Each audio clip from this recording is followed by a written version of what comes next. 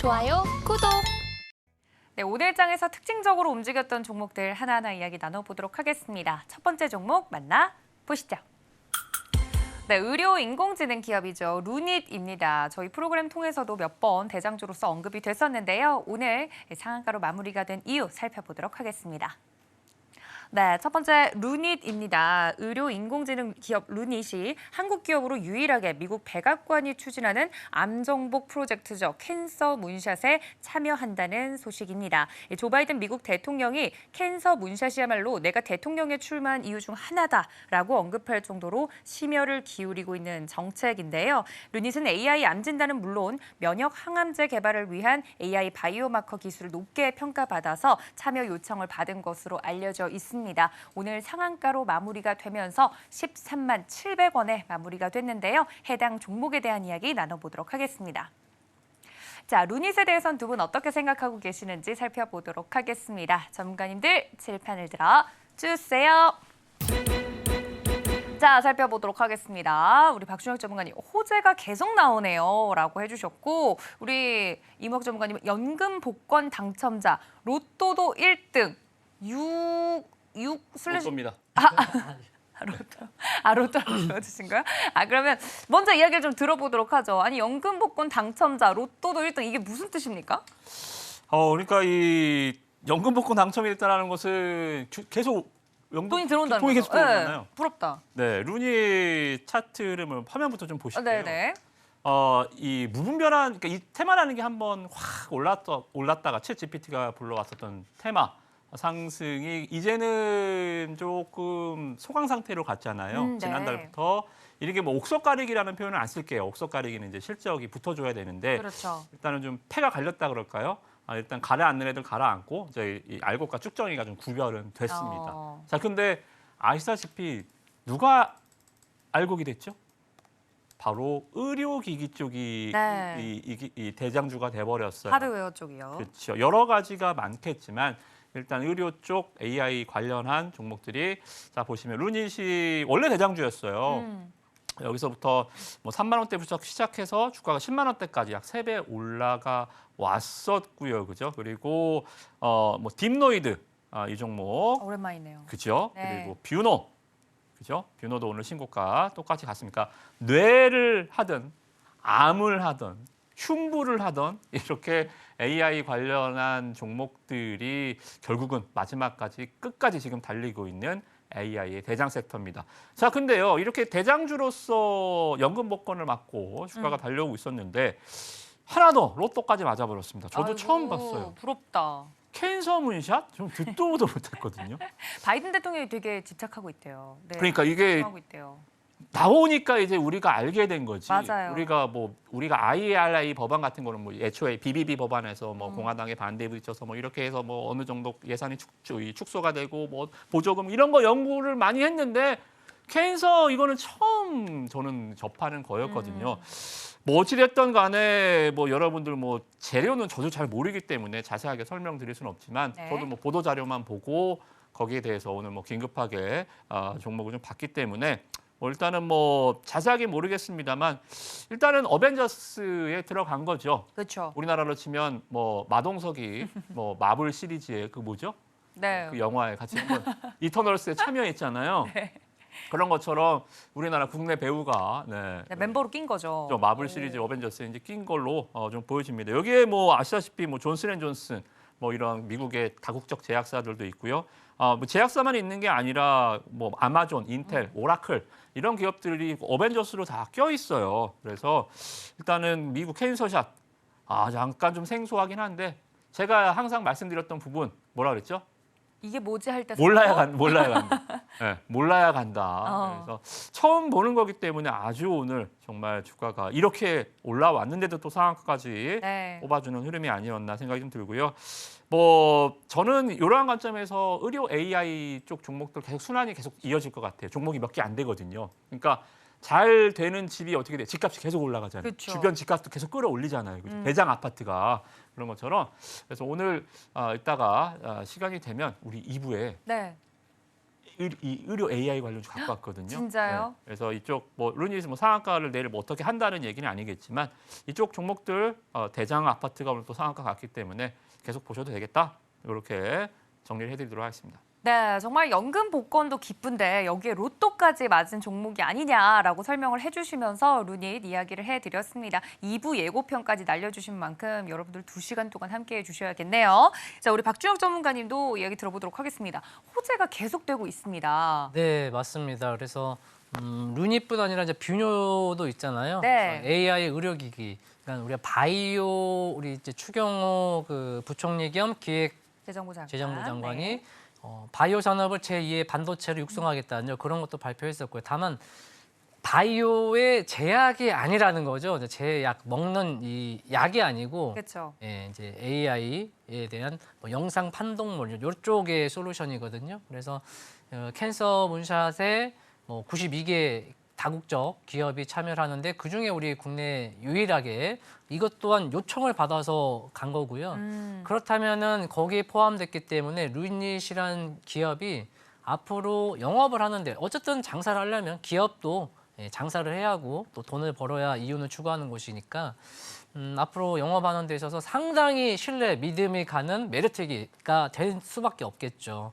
여기에 참여하는 다국적 기업들에는 제약회사인 뭐 아스트라제네카라 존슨앤존슨, 뭐 또 다케다도 있겠지만 또 헬스케어의 기업들도 있고 또 빅테크 기업들도 참여를 하고 있기 때문에 단순히 약에 국한된 그러니까 암을 치료하기 위한 약이 아니라기보다는 암을 정복하겠다. 그래서 관련된 모든 산업을 좀 흔히 말해 모아놓은 것 같아요. 프로젝트로. 그래서 25년도에 암 발생률을 뭐 50% 줄이겠다. 뭐 그런 바이든이 뭐 코로나 때문에 잠시 멈췄던 걸 다시 가동을 해서 이렇게 좀 이슈가 부각된 모습인데 그래서 루닛이라는 종목이 이 문서샷 이게 아니더라도 상당히 좋은 모습을 가지고 있었거든요.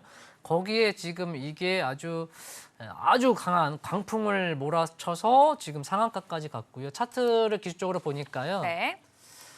저점이 18,900원입니다. 야. 그리고 지금 고점은 13만 원. 그러면 여기서 추가적인 상승만 하면 이제 10배가 나오는 거예요. 네. 그래서 또 우리가 이제 잘 가는 종목에 제가 이런 말씀을 드리고 싶진 않지만 혹시나 하는 마음에 좀 드리면 좋은 종목이 그러니까 좋은 이슈, 올라가는 종목은 좋은 이슈밖에 없습니다. 좋은 내용밖에 없고요.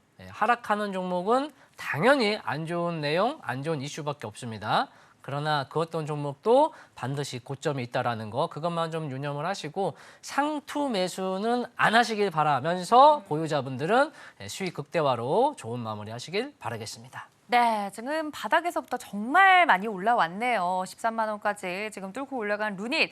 혹시나 신규 매수 관점에서 해당 종목을 보고 계시는 분들이 있다면 너무 많이 오른 부분도 생각을 해주셔라 라고까지 이야기를 해드렸는데 이런 종목에 대한 정확한 진단이 필요하다 하시는 분들도 노란톡으로 저희 전문가님들 함께 이용해 보시면 좋을 것 같습니다.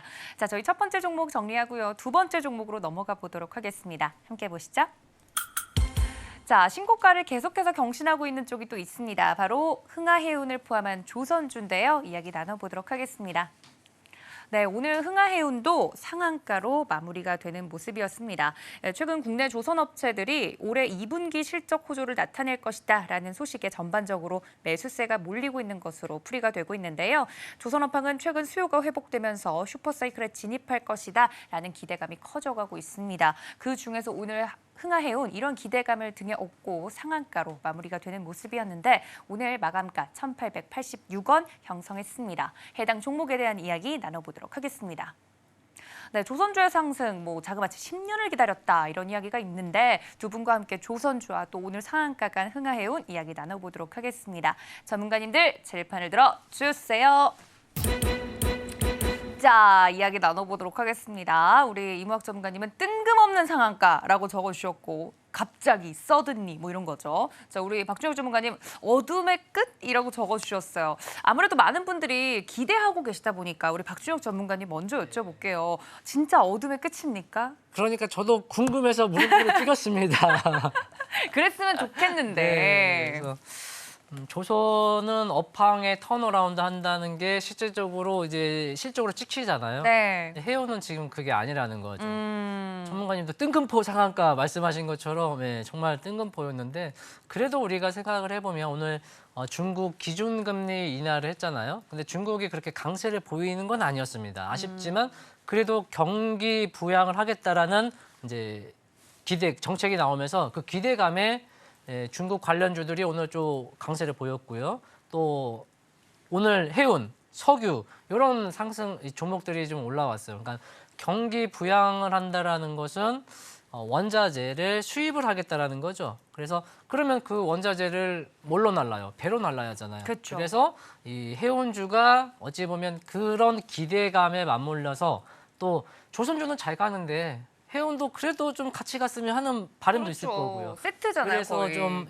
간 거 아닌가. 그래서 좀 뒤늦게 올라온 것도 있고 어찌 보면 좀 아쉬운 부분도 있고요. 그러니까 그동안에 좀 갔음 하는 마음이 힘차게 쏠려서 오늘 강한 모습을 보인 거 아닌가. 좀 그렇게 말씀을 드리겠고요. 네. 어쨌든 지금은 분명 기대감, 희망 요쪽에 좀 포커스를 맞춰서 가시는 게 좋겠고 기술적으로 차트를 한번 보시면 제가 네. 말씀을 드릴게요.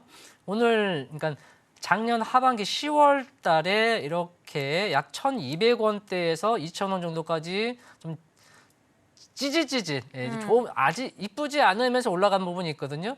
그런데 지금 그 이후에 가격이나 기간 조정을 거쳤는데 그 하단부는 깨지 않았어요. 그 하단부는 깨지지 않으면서 다시금 한번 들어 올리는데 앞에 거래량보다도 더 많은 엄청난 거래량을 동반해서 상한가가 올라왔다는 거죠. 이건 사실 그냥 쉽게 올라올 수 있는 건 아닙니다. 그러니까 우리가 실제적으로 눈에 왜 너 올라왔니? 이유가 뭐니?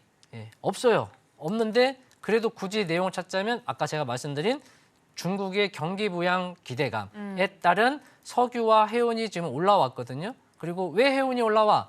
원자재를 경기 부양을 한다는 것은 원자재를 수입을 해야 하기 때문에 그러면 그것을 배로 날리기 때문에 그런 어떤 기대감으로 올라왔는데 어쨌든 간에 종목이라는 것이 실적이 나오든 좋든 뭐 안 좋든 수급, 거래량이 중요한데 오늘 거래량 수급이 들어왔잖아요. 네. 이 돈이 누구의 돈이며 어떠한 전략으로 어떤 관점으로 들어왔는지는 모르겠지만 누군가는 돈을 쐈고 그 쩐으로 인해서 상한가가 올라왔다는 거죠. 그리고 앞 구간대의 매물을 지금 소화하는 과정 중에 있으니 지금은 우리가 그런 기대감을 감안을 하고 그러니까 업황이 돌아섰다라는 거는 우리가 배제를 하자고요. 그래서 지금은 최대한 기술적으로 거래량 동반한 상승 변곡의 기준으로 이후 투자를 하시면 좋지 않을까. 그래서 보유자분들은 상단은 약 2,000원 위로 좀 상단을 기술적으로 2,000원 위로 상단 포인트를 한번 잡으시면 좋을 것 같고요.